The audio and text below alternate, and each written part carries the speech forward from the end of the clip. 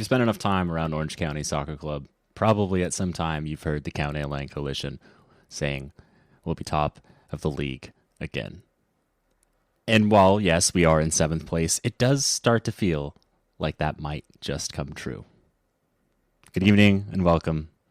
This is your podcast of your 2021 USL champions. This is the Orange and Black Soccer Cast.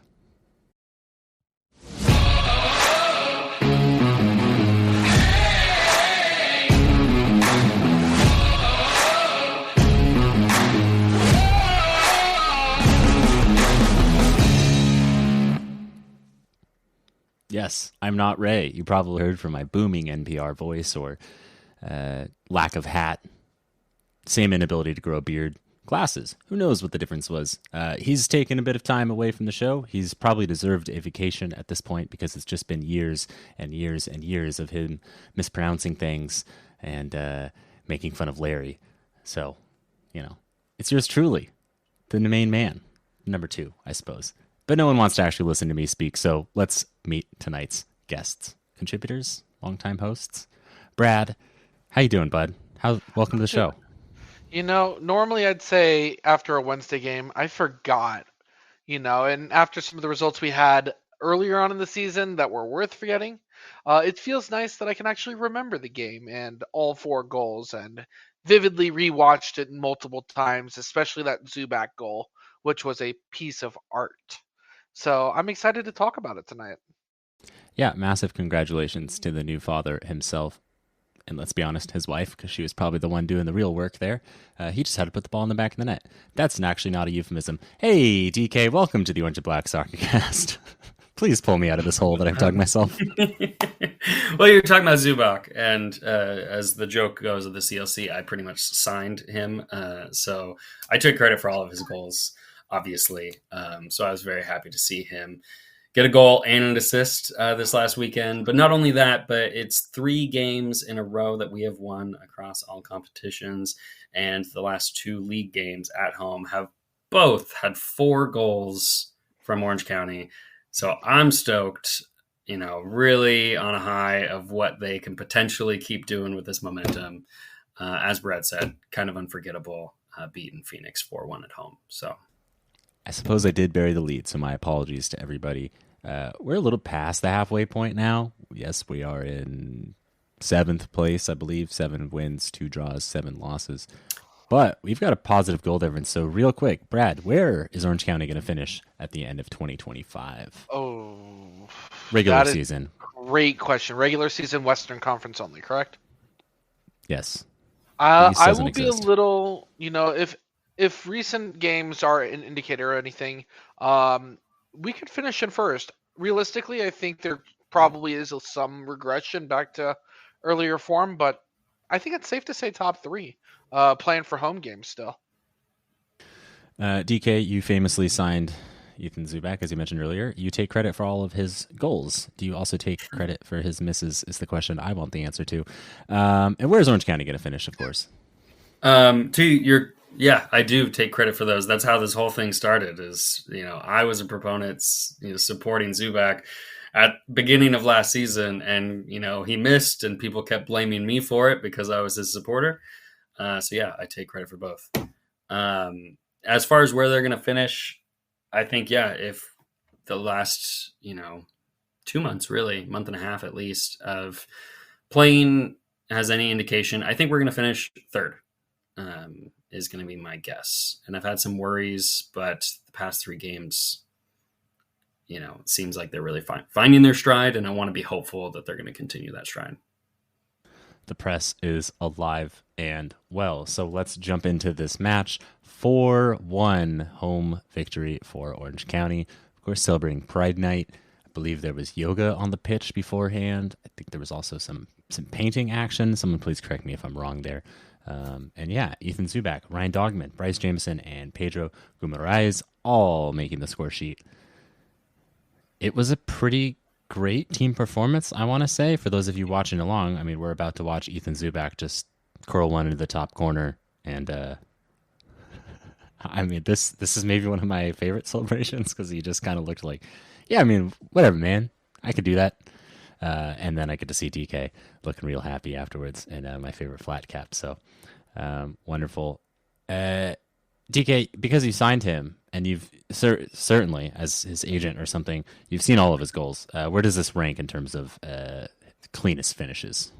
I think as far as one of his cleanest finishes, this has to be at least top three. I don't have all of his goals for us memorized. I don't have all of his goals for his career memorized, that's for sure.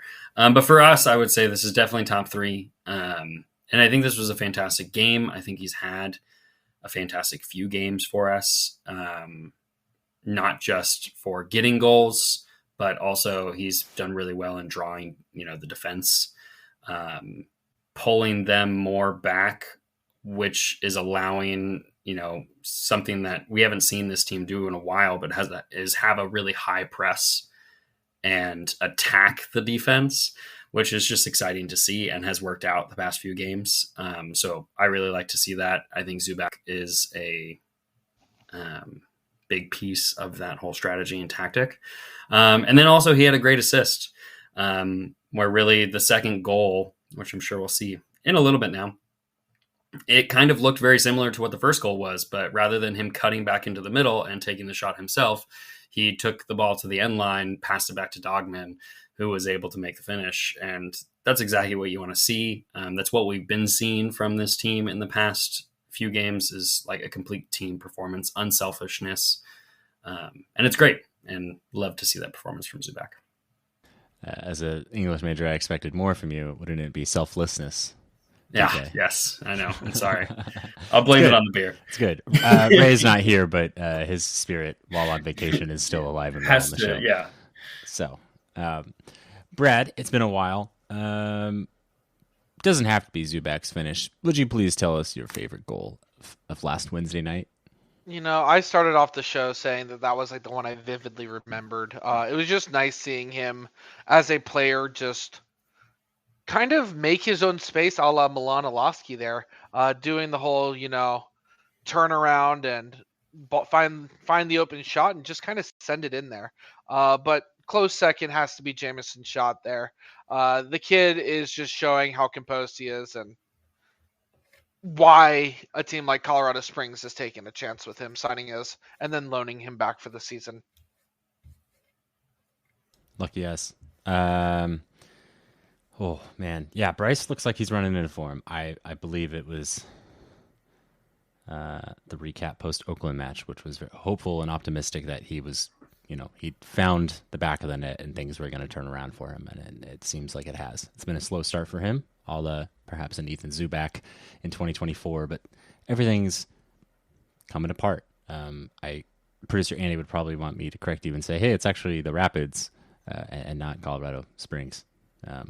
But I do like the Milan Alofsky shout because that felt very Milan-esque, and he's been a man in the news. So, he spent a little bit of time in San Diego, and no one's surprised, and it looks like he's on his way to Philadelphia. I'd have him back here, personally, and that's no disrespect to the players on the pitch. But, congratulations to recent father, or new father, I suppose, Ethan Zubak. I believe his son Harrison was born 3 days before the game, so short on sleep, not short on quality. DK, you were there, obviously, because you make a wonderful appearance in the match highlights. You look better than I typically do in them, so I will give you that. Tell us more just about this match and what it was like, in the stands on a Wednesday night. On a Wednesday night, it's usually a little bit lower just because it's a weekday game as far as attendance goes. But CLC showed up. That's where I love to be, out there singing, going crazy with those wonderful fans. And I don't think you can complain about anything when when we score four goals, even when it's not a shutout. Like, it's just going crazy, singing the whole time. As you can see in the air as it floats around, there's smoke everywhere. It was fantastic. I think we saw, as we've alluded to a couple times already, like just a great team performance. And I think a lot of that has to go credit to the midfield. and not just this game, but what we've seen in the run of form, is how the midfield is able to control and pass around the opposition has been phenomenal. And you can see that in person, as we actually we might not have had the most possession, but we did the most with the possession that we had. And to me, that's a credit to players like Usman Silla, Chris Hagart, Kevin Partida, who have just been phenomenal in these past few games. And even Stephen Kelly as well. Sorry, I knew I was forgetting one, but Stephen Kelly did great. And we miss Kyle Scott, but I think we have asked this team in his absence to step up, at least one player, and we've seen multiple players step up, especially that midfield, which has been great. I'm actually glad you brought that up, because it feels like a team that's found a little bit of new life, and I don't think that the team is actually being held back by Kyle Scott in any way, but I do think that perhaps you can't just lay the ball off to him and say, hey, please make some magic happen. Please make a Hollywood pass and get us out of this.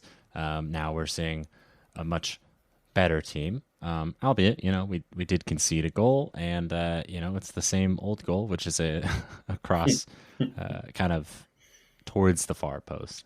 This one wasn't knocked down and tapped in. This one was just knocked in the back of the goal. I'm like, what can he do? But yeah, you mentioned not having the majority of the possession, and that's true. Phoenix had 57% of the possession in that match. Congratulations to them. I'll make sure I get a nice little cup and or plate for them that says 57% possession on July 30th, and they can put that in the locker room or whatever. Good for them.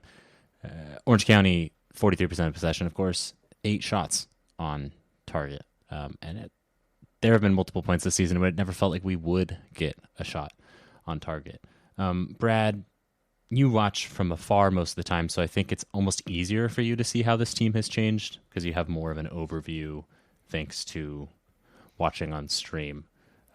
What differences have you seen in this run? And, do you have a player or two that you've noticed has made the difference for Orange County? Watching from afar, the number one thing that I have to point out is the team's just playing better, winning the ball back and then doing something with it. Sometimes, we've made comments, we're good at winning the ball, but what do we do from there? But now it seems like, there's coordination, there's multiple people moving forward, there's a plan, and we're starting to capitalize on those. That goal where Zubak passes the ball off and centers it for Dogman, that's a plan there. Zubak would normally be the person just running in the middle there and expecting the ball to come to him. Instead, he selflessly lays it off there. So that on top of, the team is just playing a little bit more aggressively and actually going for second chance, third chance. We could have easily played the second half trying to keep a 1-0 lead. Instead, we scored a second goal, and we needed it because Phoenix then scored a first goal themselves, and then we went and scored 2 more. So it's just nice to see the team is consistently trying to stay in the game and win the game. And instead of just letting the opponent come to them, they're going, and there's a plan when we do have the ball. I will once again ask you if there's a player that you or two that you would like to shout out. Bryce Jamison, the kid found his role in the team. It showed in the Oakland game. It showed in this game. He's finding the right spot. And he has the skill and the quality, and he's unlocking it to really make good. I like it. I'm gonna savor every last minute that we get with Bryce, and I'm happy for him, but at the same time, incredibly sad that we're not going to see him because I really like the way that he's worked under this Danny Stone system. Both of you mentioned this pressing, this high pressing, and hey, what do we do when we get the ball? Sacramento had this similar issue to start the season. They were great if they were pressing high and won the ball and caught a team out in transition. But if you sat back, they did not know what to do. And I think once you don't have a Kyle Scott, and this is no disrespect to Stephen Kelly, but once you don't have a Kyle Scott in your team, it doesn't make sense to sit around and wait for someone to make Hollywood passes when you don't have probably the league's best Hollywood passer just hanging out, waiting to get a ball and put something on a dime for your team. So now we see a change. We press high, and we see our luck start to switch. Sacramento made that change maybe 2 weeks before us, and look at them. They went from 8th to, I think, 2nd in a matter of weeks. It's just that easy. And, of course, yes, we're in 7th place, but we've got a match on hand on every team, save for New Mexico ahead of us, and we're still only 3 points out of 4th. So there's all to play for. Brad, I think you had a question for me, unfortunately. Yeah, so in the 82nd minute, red card, both Shuttler and the Phoenix player Boy go up for the ball. You know, we've made a lot of comments about questionable refereeing calls, and while I don't think this one would have changed the outcome of the game, given it was a 3-1 scoreline, if you're in that position, is that a red card? Yeah, if you strike an opponent in the throat, that is in fact a sending off every single time, especially if you do it in front of the ref. I don't think you're going to get away with that one. Maybe you get away with it and it gets caught on camera and you serve a nice suspension after the fact. But as our beloved producer Andy points out, it wasn't for knocking Shuttler, though I do think you are asking to get smacked if that happens. And sure enough, Nico was right away on top of him. And I think I bemoaned this earlier in the season. I think when we played, it might have been New Mexico, and something similar happened. And I was like, if you're going to lose 3-0, you might as well lose 3-0 because you get like 4 players sent off. Like, that's way cooler. My hockey brain has truly like ruined my enjoyment of this sport.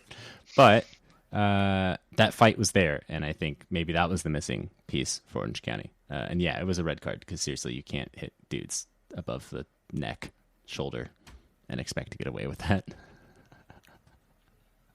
I don't know. I don't think you can have any complaints with that one. I don't think you have any complaints about Zubak being offside. I don't think you have complaints about pretty much any way that this match went, save for maybe the goal we conceded. But you know what? This team was built to win 4-3, 4-2, and evidently 4-1 and 4-0 as well. So we're going on up.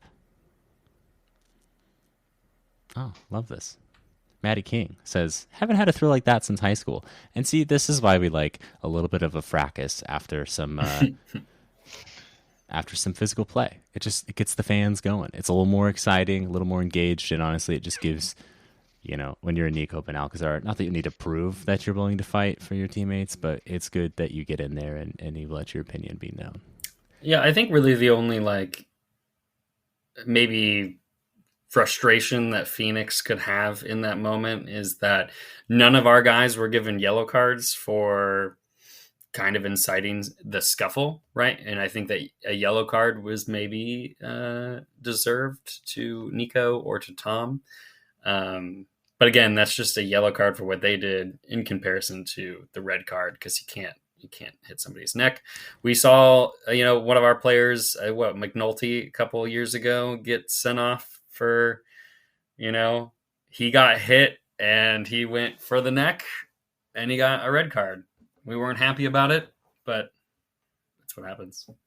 I very much remember that. I remember being very unhappy with Mark McNulty for that one and not the referee. He did get kicked, in a not great place. It's fair, but yeah, still, unfortunately. I don't want to necessarily discuss this forever, but I don't think you need to book Brewitt nor Benalcazar in that situation. Goalkeepers are so often protected, and rightfully so, because as you launch yourself into the air, you are defenseless. If someone decides to barge into you, you have pretty much no chance of righting yourself. You're going to hit the ground. Dudes can get knocked out that way. Dudes can separate shoulders. You can very easily end a goalkeeper's career doing that. So rightfully they're protected, and rightfully I think your defense will kind of come after that. I mean, if you go in swinging, yeah, you deserve. If you say something that's out of line, but questioning what happened and or running in there to let the opponent know that's not okay, I think is fair game and is not worth a booking. But of course, I'm a homer in this situation. I just so desperately wanted to watch this happen. Oh well. Do either of you, I should say, excuse me, there's only 2 of you this week, do either of you have any final thoughts on Orange County's 4-1 victory over Phoenix Rising? No, just keep it up. I think I got everything I wanted to say. I just hope they can get another one against Pittsburgh.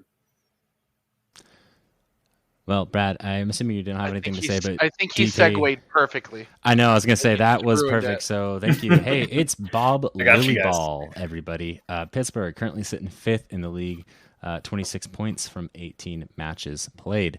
Much like Orange County, they've won 5 matches. They've drawn 5, and they've lost 6. Typical to Bob Lilyball, goal difference of 2. So they rarely score a lot of they rarely score a lot of goals, and they tend to win 1-0 a lot. Case in point, they beat Rhode Island 1-0. They beat New Mexico 1-0.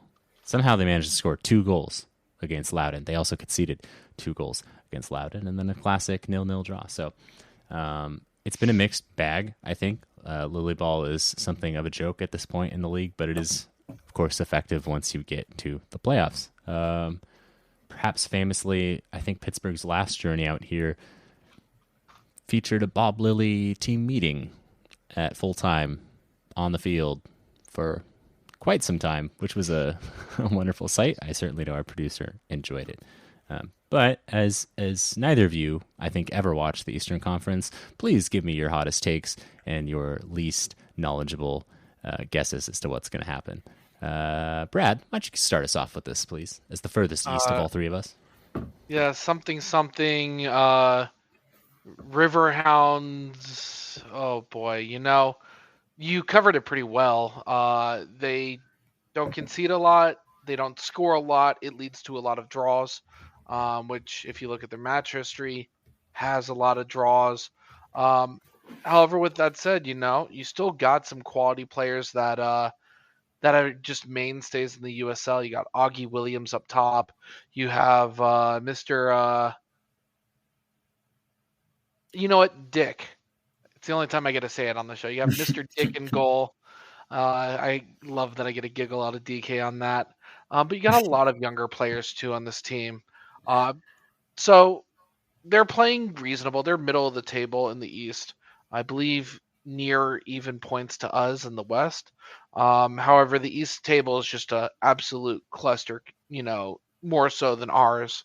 So this is going to be an interesting game. It's a little bit earlier than our normal time. It's 7 Eastern since we are traveling cross country, and teams traveling east tend to struggle a little bit more. But I do have faith in Orange County to keep a pretty good defensive effort in this game. That's fair. And I believe our last trip to Pittsburgh, which might have been the last time we played them. I'm sorry, guys. Life is crazy. Cameron Dunbar scored.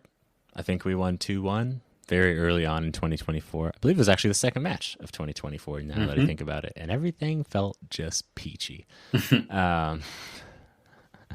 Whoops. DK, is this the Jeff Garner derby, and what to expect in this match that Brad didn't already bring up?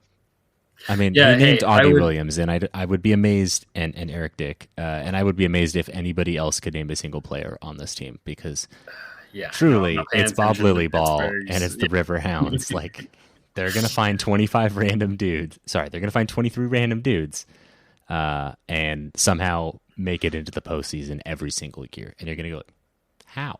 So... Yeah, no, definitely. I mean, Bob Lilly is a USL legend. I think that's who everybody knows with Pittsburgh. They've seen a decent, shuffle of players. So you're right. I don't know any of their other players, especially for a team who's mid-table in the East. I'm not paying attention to all of their games as much as I'm paying attention to more of like a Louisville, Charleston, and maybe I should be. Because they haven't really had a bad season, especially when I quickly looked through their games. The one thing that should scare us is they either hardly lose at home or they have not lost at home yet this season. Like I said, I just did a quick look, but they seem to perform very well at home, just as we've been performing very well at home. And so that could be the only worry for us going there. It's a long travel. Luckily, we have a lot of rest because we had this weekend off. So that could help us in that moment. And thankfully, as far as being hopeful goes, our away match luck has seemed to turn a little bit. Beginning of the season, we didn't win any away games, and then we won one, tied in Loudoun. We just recently won in Oakland. So I think we can keep it up if we have this, run of form continue. I still am confident about the way that we've been playing recently. And with the way that we've been playing recently and the results that we've gotten, like, I'm okay if we take a draw here. Obviously, I want a victory. I think a loss will set us back a little bit. So I really think we got to come into this and the next few away games that we have with everything that we've got, as this is the second half of the season and every point matters right now. And it'll matter in Pittsburgh. So it certainly does. Such is the nature when you start the year so poorly. Fortunately for Orange County, perhaps fortunately, I do hope there's just a bit of, well, what about next week for the Riverhounds? Because the Riverhounds will be playing Charleston, who have 41 points from 18 matches and certainly provide much more of a scare than an albeit in form Orange County team. Gents, let's get some score predictions from you. Oh, yes, producer Andy. Hey, I just wanted to point out, in case nobody looked, if you look at the standings in the East, make sure you look at the number one, how many points first and second place have compared to like third place, and look at the goal differential, and then laugh a lot, and then go cry somewhere in a corner. I was literally thinking the same thing, producer Andy. One of the things that we pointed out is Pittsburgh doesn't score a lot. They also don't get scored on a lot. 15 goals against in 18 games, is pretty impressive. They have very good lockdown defense. 17 goals in 18 games is also unimpressive. So they're not going they're going to play a lot of 1-0 ball, like Dylan had said. And really, I think that favors Orange County, who like to be aggressive and, press. We'll probably see a lot more share of ball this game than we did in prior games, but I think we can ask our guests that later on. I think this, before we, get to that, I do think this will be a good challenge for the way that we've been currently playing. Since we have been having that high press, it's like we're going to play a team that is very defensive and sits back. So that'll be a test against our kind of new tactics to see if we can pull that off. And yeah, sorry, I killed your Brad. I apologize. I just wanted to throw that out. I believe Dylan was asking for predictions, though, which neither of us gave. Right. Neither one of us gave. You're Either right. one of you, preferably both at this point. I'll be quick about it. For all the reasons that we pointed out, I think the defense is playing well. I think our press is, our best part of our game. And now that we have figured out what to do with the ball, 2-0 Orange County on the road. Let's repeat last April. I'm going to say 1-0. I think Latinovich is going to be back. I think him and Brewitt are going to secure that, and Shuttler are going to secure that shutout. But I think against a defensive team, and with how much luck we've had offensively, that I don't want to get too zealous. So I'll say 1-0 Orange County. Is it possible to be zealous, or can you only be overzealous or potentially even underzealous? These are questions. Overzealous, I guess. Is no, what I mean, honestly, I want to know, because this is just the questions that happen when two English majors take over the show. It gets really bad. Before I give a score prediction, because truly, no one is here to listen to what I have to say, let's actually hear from somebody that, one, is going to have a pretty big input on Saturday night, and two, people might actually want to hear from. So let's welcome him back. Mr. Kevin Partida, welcome back to the Orange Black Soccer Cast. Hey guys, how's it going? It's going well. Thank you for joining us. I can't even tell if that was Brad's dog or potentially yours, but welcome. Oh, it was Brad's. Okay. Kevin, really quickly, 4-1 against Phoenix, and 3 of those goals, I believe, according to our producer, went through you. So, can you run through how your role has changed since Kyle Scott departed, and what you're enjoying most out of the last month or so. Yeah, I mean, I think with Kyle's quality, I definitely lean towards focusing more on the defensive responsibilities and getting him as many touches as possible and getting him the ball as much as possible. And obviously now it seems like the responsibility has to be a little bit shared more evenly across all midfield players and guys that are involved in the build-up. So yeah, that'd probably be the biggest difference that I've personally felt so far. Got it. And then just being in the team over the last month or so as Orange County's form has picked up, what's the mood like in training, and how have things changed? Is it perceptible? Yeah, I think for sure today was a day where I thought exactly that. The vibes were good, as they say, and it's good because not only are we getting results, but I think, as I heard you guys in the last few minutes, is it's the way we're playing at the moment is a way that gives us confidence that we're earning our wins and not kind of just um, getting them in a lucky manner per se. Got it. And then a handful of youth players, and yet you remain in the team. So, and it feels insulting to say this, you are only 30. As a senior member of the team, how has your role changed this year over years prior? No, I think maybe the first year was a little bit of more kind of getting to know the club and leaning a little bit more on guys that had been at the club longer than obviously I had at that time. But no, I think most of the guys, whether new or been with the club for a while, know kind of the way I am, kind of just really just work and try not to speak too much. So I try to lead by example more often than not, and I think that's really what I feel like my role is.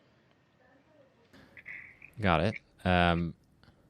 Well, I had one more for you, and it just completely jettisoned out of my brain because I was thinking about senior player Kevin Partida. So DK, take over for me. Awesome. Thanks for joining us, Kevin. You kind of already touched up on this a little bit, but I'd love to kind of hear more about just the team dynamic. Obviously, in the past few games, we have seen it really be a team performance, some unselfish goals, assists, midfield control that has been kind of conducted by you, as Dylan hinted at earlier. And we've had, from last season to this season, a lot of new players. So do you really feel like midway through the season that the chemistry between the squad has just hit its peak? That you guys have really grown together? Like, how do you guys feel in the locker room, on the field together? Is it really all coming together as we're seeing it? Or is there still room to grow? No, yeah, I think you're spot on. I think at least from my standpoint, at least I tend to be pretty pragmatic and try to stay even keeled. So from my end, that's the hope that we've turned a page and really starting to get to know each other, get to really feel comfortable with each other. And no, I mean the hope is definitely to continue this way. And look, obviously we got a stretch on the road now, and I think it's important for us to be able to prove that we can still be that team away from home, and because like it or not, at home there's always that little bit of comfort, and it's always easier, which obviously you can tell from every team's results. But yeah, I think from a personal standpoint, I'm definitely hoping that things continue this way. It definitely feels like it, and I'm sure most of the guys who are been involved feel like this is a couple steps in the right path for sure. Awesome. And obviously, you've been with Orange County for the past few years now, a little bit more than a few, and you've become a fan favorite. Who's really been pushing into the playoffs, trying to get to that championship game. We all want that. We know the team wants that, but I would love to hear a little bit about this season specifically. What are some personal goals that you've had on the pitch, off the pitch, just in Partida wise, when you step on? What do you want to achieve? Yeah, I think I could probably more easily tell you at the beginning of the year what my goals were for this season, and then as as the season starts turning, everything just goes. All the focus goes to getting results and the team winning games and that kind of stuff. So I can't really tell you off the top of my head what goals I had at the beginning of the year. Probably had something to do with scoring at least one goal or something like that. But no, I think especially like I said in the first half of the season, as we're kind of trying to find our footing, um, compared to now, I think goals can evolve and so at the moment, I think it's to continue pushing and continue, you know, pushing our role really for that top four at this point. And then if we achieve that, then obviously it's you start to think seriously about really making a run in the playoffs and why not win a championship. Some, one of the things that we've pointed out over the last couple weeks of the show and really of the season is we got to see a lot of the younger kids starting to play with the Jägermeister Cup.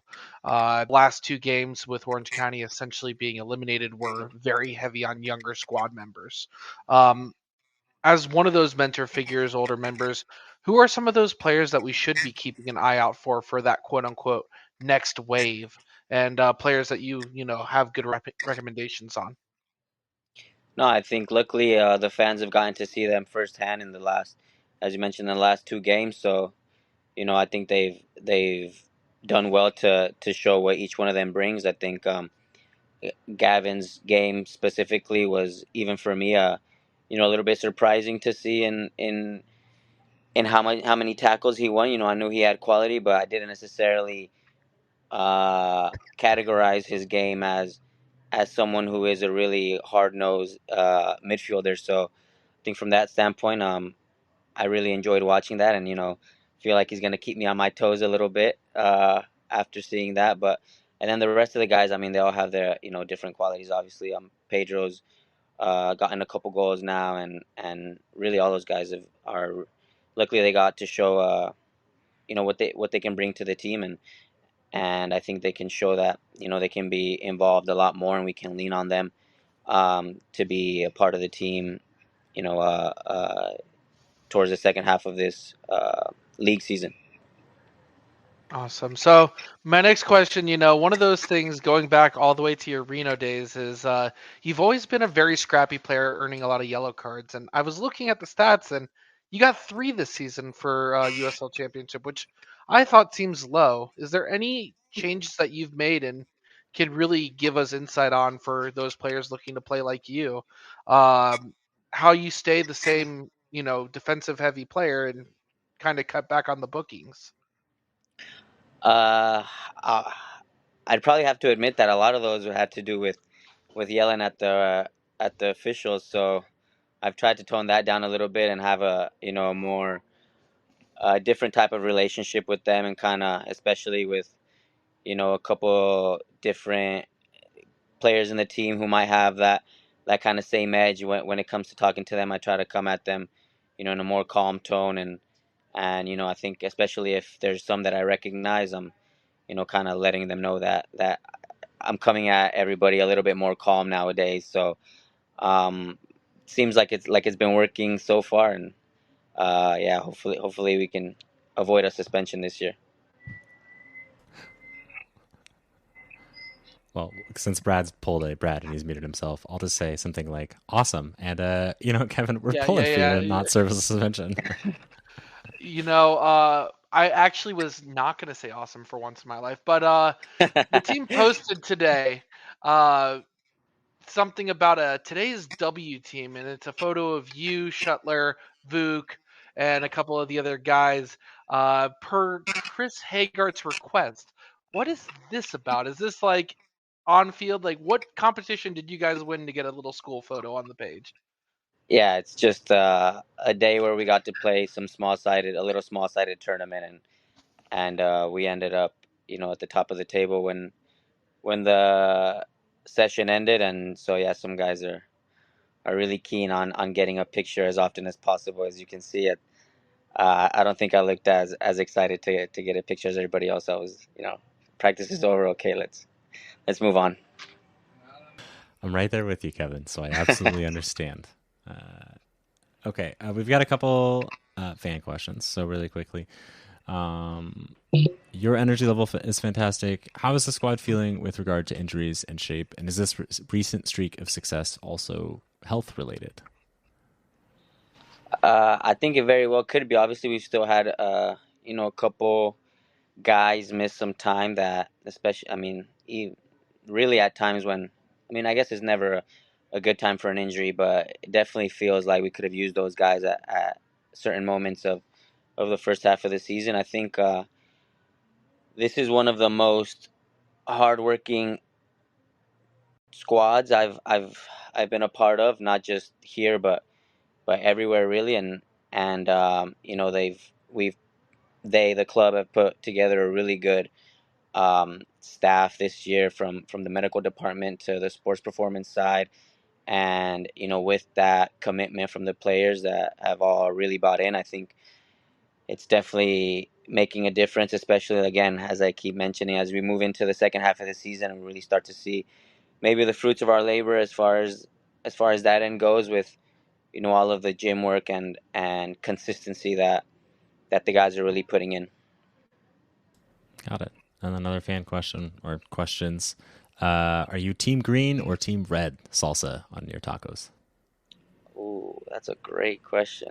Um, I try both. I grab one of each, I give it a little taste, and then I decide. Kevin Partida, you're a man of culture. And have you tried gnarly sauce? And if so, what do you think of it?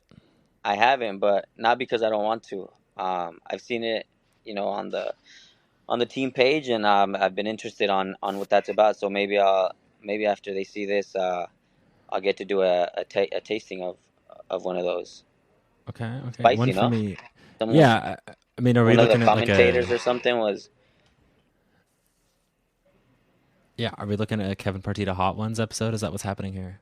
That'd be amazing. I wish. I love that show. Perfect. We'll get you on. We'll find somehow, some way.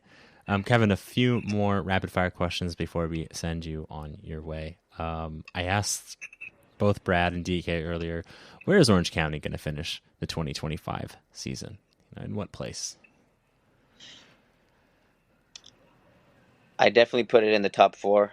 Um, Ideally, man, I'd have to look at the table right now, but we have 14 games to go. Um, yeah, I'd say top four for sure is what we're shooting for, especially like I said, the way we've been playing, and then get that home playoff game to start off with, and ideally at least, ideally two even, but we'll see. All Again, right. Well, pragmatic. One week at a time.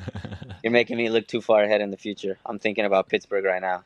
fair enough. Well, I was gonna say go break some legs, but don't actually do that much.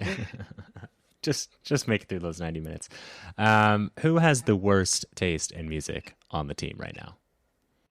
He's gonna say that we pick on him for every little thing, but um, Chris has Chris Hagar has taken people off the aux a couple times, and it's been some very questionable music from all standpoints. So at the moment, I would say Chris.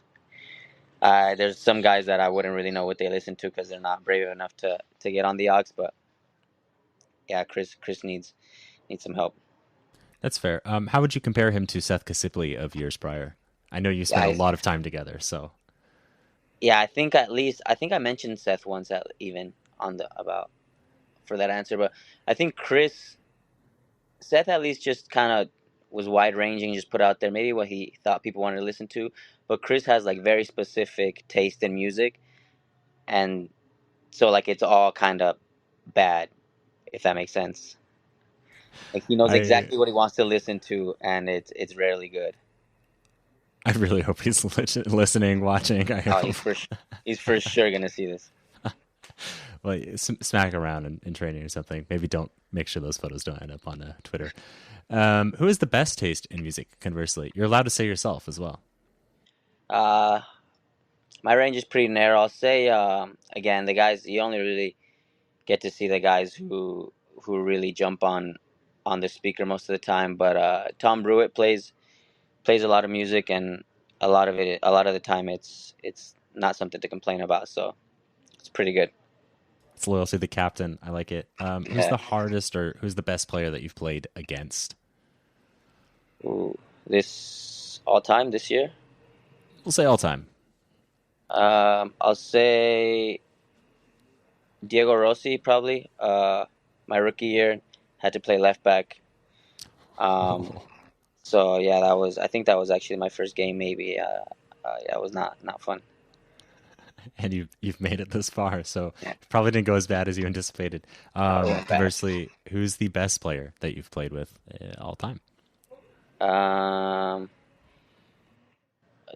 be hard not to say Milan Noloski, especially I think as I've been a little bit reminded of the kind of player that he was in the last couple months that he spent time in MLS and everything he did. It just again really reminded me of what he was doing for us as well. Those 2 years that he was here and how easily it seemed for him to find goals. Love it. Kevin, thank you for joining us. Any final messages to the Orange County fans and supporters? Yeah, just thank you always. I mean, I'm constantly reminding myself of how lucky we are to have them as fans. At the Champ every week that we get to play at home, we try to take advantage of those situations as much as possible. And as I mentioned before, the couple times that I've had to sit in the stands or miss a game for whatever reason, I really feel, how much they care for us and care for the club. And so just thank you for the support this far. And we hope to have a lot of good moments in the next few months. Kevin, I think we'll see you at a home playoff game. Thank you for joining us tonight. Best of luck on Saturday. Thanks, guys. Good to see you. Thank you. Ladies and gentlemen, at this point, it almost feels like midfielder emeritus, Kevin Partida. I like the top four shout. I really do. I'm glad he's in line with you too. I guess I should have asked him what he thought the score was going to be on Saturday night, so I could have just used his score prediction. But Brad's shaking his head, so I guess I'm not allowed to do that. I mean, I can't believe there's rules. I wasn't just going to pick 5-0 Pittsburgh. I know. I still think we got to hear a number from you, though, Dylan. I'm going to say 2-0 Orange County. Nice and boring. Stealing Brad's. I think when Pittsburgh pushes for an equalizer, we can probably hit him with a second one. While we reach the ending of our show, the resolution, if you will, do either of you have anything to share? Any random soccer news? Maybe not one piece of soccer news, but something else that's been approved? No, okay. Two blank looks on you. I like that. Yeah. Are we bad at podcasting? I mean, I understand it's been years, but we just sit there in silence and shake our heads as if all our thoughts are on Orange County right now. So it's hard to think of random soccer news because I've just been wanting this new Pittsburgh game. Who cares about preseason in the world? Like, there's been a bunch of games, but they mean nothing. So, like, yeah, exactly. I mean, we could talk about, in honor of Ray, how one of Tottenham's stars' son has moved to MLS, showing the more retirement league aspect of it, which I'm sure hurt him a little bit, but. That's okay. He's on vacation, so he doesn't have to think about it. Yeah, but we can still show out. Enjoy the beach. In honor of him, we can give him his Tottenham shout out. There we go. Someone want to talk about youth soccer while we're here? I mean, please. In happier news for MLS and shots. Well, fitting. It's Milan Noloski after all. In signs that it's not just a retirement league, Milan Noloski apparently $900,000 transfer fee from Nordsjælland to the Philly Union officially, after apparently San Diego balked at bringing him back home after he managed to, I think, just kind of single-handedly propel them up the standings. I mean, he scored 4 goals and a half, and I don't understand how you don't close the deal after that happens. Like, he's a proven goal scorer at the USL level. He's a proven goal scorer at the MLS level. But hey, good job, Megatron FC. Just a reminder that the Loyals died for that. Rest in peace, just so. All right. Larry missed tonight because I don't injury or something. I don't know. He would just like everybody to know that he took a ball not to the face, but to the shoulder or something. I don't know. Ray's on vacation. DK, thank you for being here. Brad, thank you for being here. Brad, what'd you learn tonight? I don't know if I learned much about nothing tonight. It was just a nice little episode. Looking forward to another weekend and hopefully a good game on Saturday. Much about nothing. Whatever. Hey, DK, what'd you learn? I learned that Partida is truly a man of culture by trying both the red and the green salsa on his tacos. I do the exact same thing. It depends on the place, right? Some places have fantastic green, some places have fantastic red. You just have to figure it out, and they're both worth a try. So I'm with there. And I feel like I'm about to get canceled off the show personally. Do both. The jungle juice. Yeah. You can do both. I've not? 100% done that. So it's tacos, baby. There's no rules. Yeah, exactly. Except for just getting them down your gullet as fast as you possibly can. That's the only thing that matters. All right. What about you, Dylan? What did you learn? Unfortunately, it was going to be that. No dying. I learned that Brad probably needs to take a. And now he's muted himself. A long time to mute yourself, bud. You're a little late. I've learned that we're just as professional as ever. Actually, it was going to be that Kevin Partida is a man of culture because of the red and green sauce thing. So I'm actually very annoyed that we share a brain in this regard. But yeah, I will just go with the surprise that he only has 2. I think it's 2 yellow cards this year. I don't think it's 3. And Brad's coughing, so he can't defend himself. So he's confident it's 3. He's confident it's 3. Is that an all league or all competitions? I believe it. He's only received yellow cards. 3. It's 3. Okay. Maybe I'm wrong. I don't know anything, man. But that's a far away from suspension, so let's hope he... I learned I don't like being Ray, so I can't wait for his vacation to end because I don't like speaking this much.